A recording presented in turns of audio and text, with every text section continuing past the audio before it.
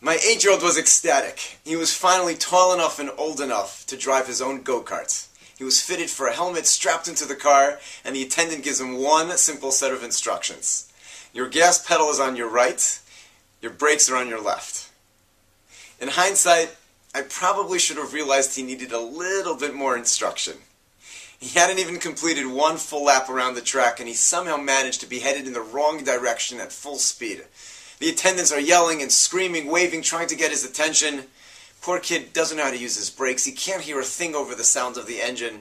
He finally stops when he crashes into a wall. 3 different attendants immediately converge upon him, and they're all yelling at him and screaming.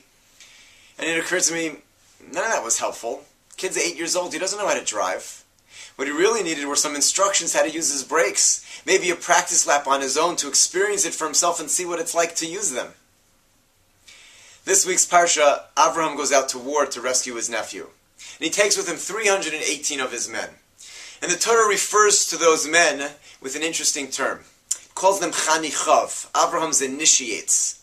Rashi explains that these men were defined by the fact that they've been initiated into a process. They've begun to be trained, taught to live a life following the path of Avraham and his God. And that's why, Rashi says, we refer to Jewish education with the same term. Chinuch. It's an initiation. It's entering the children into a process in which they'll learn and be trained to become responsible, independent adults. As parents, we all know that that's the goal. Our children should be independent. They should be responsible. We also all know that it's a process. They're not born that way. The hard part is remembering along the way that we're in the middle of a process. It's easy when we see someone else yelling at our 8-year-old to say to ourselves, relax. Take it easy. Cut the kid some slack. He's only 8. He doesn't know how to drive. He's just learning. It's much more difficult when we're the ones involved.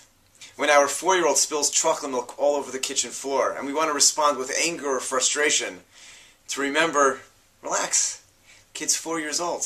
He's just beginning the process of learning. That's what 4-year-olds do. When our 10-year-old forgets their homework at home, again, child doesn't need to see from us frustration or anger or a look of contempt or utter disbelief. How can you possibly behave this way?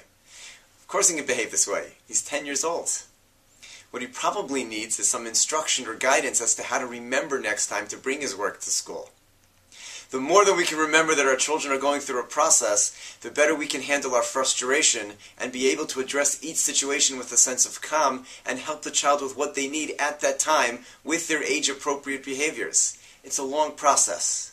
And the more that we can help them get through that process, the more they'll be able to develop into that mature, responsible, independent adult that we yearn for them to become. Have a great Shabbos.